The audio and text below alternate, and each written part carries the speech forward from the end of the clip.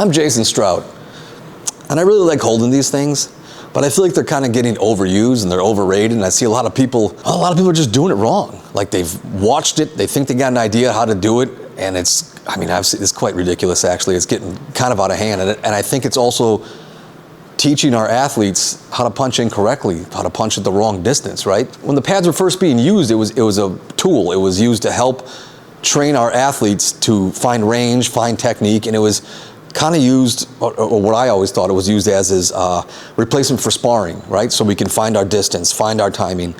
Nowadays, it just seems like people are just swinging at punches and throwing things that aren't realistic, and they're not moving their feet. They just stand in place and do this. And that looks great, and I guess that's good for timing, but I don't think it makes a lot of sense to me. If I got my opponent here, and I'm catching a punch, and that's not nowhere near my head. So now he's not getting a realistic distance of where the punch should land, right? So I'm always trying to hold it as close to my face as possible, right? So if you're at a gym and you're maybe looking for a trainer, you're looking for somebody to work with, and they're holding pads like this, you should be able to look at them and be like, well, why are they holding it out so far? And then if you see a trainer holding it a little bit closer to their head and maybe moving like they have fought before or boxed or done something, you maybe want to kind of try to ask them some questions or try to maybe learn from them.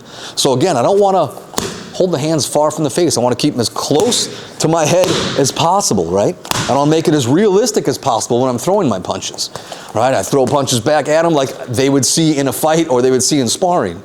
I'm not just standing here going, patty cake's great and all, but leave that for the kids.